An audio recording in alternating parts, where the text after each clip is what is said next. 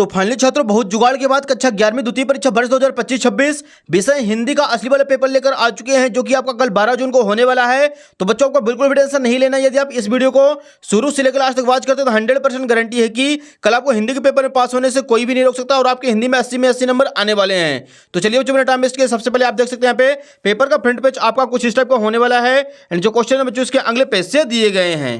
पहला प्रश्न है सही विकल्प का चयन कर लिखिए। पहला प्रश्न है चिराग किसे मैस्टर नहीं है, तो इसका आंसर हो जाएगा हर घर को। दूसरा प्रश्न है श्रृंगार शांत व करुण रस की प्रधानता होती है।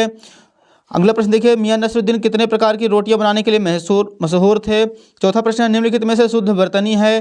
पांचवा हो जाएगा लता मंगेशकर के पिता का क्या नाम था। और छठवां प्रश्न है बायोडाटा की भाषा होनी चाहिए, तो इसका आंसर हो जाएगा सरल एवं सीधी होनी चाहिए। तो ये क्वेश्चन अपना कंप्लीट हो चुका है। दूसरा प्रश्न देखिए अगले पेज पर दिया गया है, रिक्त स्थानों की पूर्ति कीजिए। पहला प्रश्न है वाणी का डिटेक्टर किस डेड डेस्क को कहा जाता है।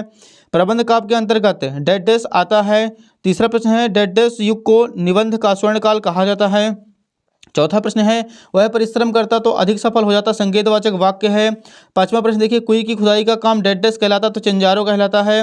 हिंदी का पहला साप्ताहिक पत्र मार्तंड था। यहाँ पे अपना दूसरा प्रश्न भी कंप्लीट हो चुका है। नेक्स्ट देखिए तीसरा प्रश्न है निम्नलिखित कथनों के समझ सत्य असत्य लिखिए।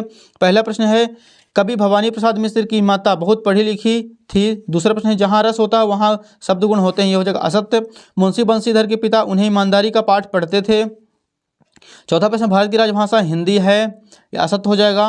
पांचवा प्रश्न है आलो आधारी पाठ की लेखिका एनी फ्रैंक हैं। छठवां प्रश्न है डायरी अंतर्गत साक्षात्कार है, ये हो जाएगा असत्य। प्रश्न 4 देखिए सही जोड़ी का मिलान कर लिखिए। एक साइड स्तंभ आ दूसरे साइड स्तंभ बा। पहला है सबसे खतरनाक, दूसरा है रोला, तीसरा है गलता लोहा।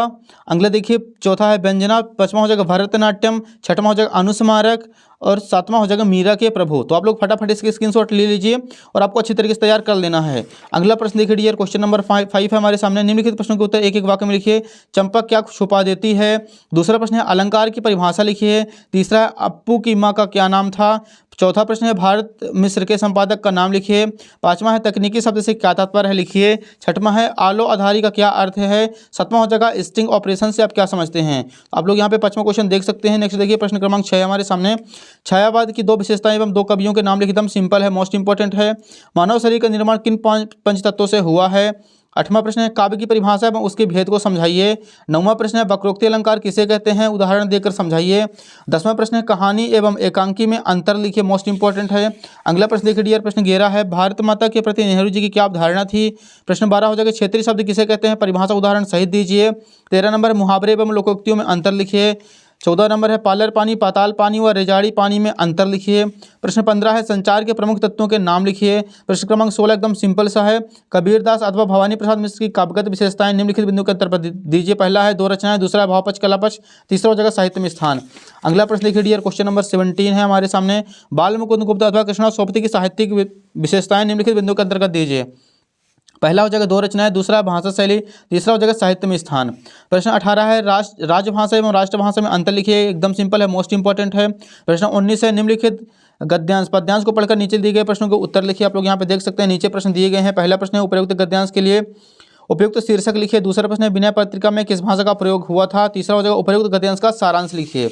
अगले देखिए प्रश्न क्रमांक 20 है हमारे सामने। निम्नलिखित काव्यांश का संदर्भ प्रसंग सहित भावार्थ व्याख्या काव्य सौंदर्य लिखिए। तो यहाँ पे आप देख सकते हैं मेरे तो गिरधर गोपाल दूसरों ना कोई, तो ये वाले आपको फटाफट कर लेना है, इसकी संदर्भ प्रसंग व्याख्या करानी, तो आप लोग इसको फटाफट तैयार कर लीजिए। अगले प्रश्न हमारे सामने प्रश्न क्रमांक 21 है।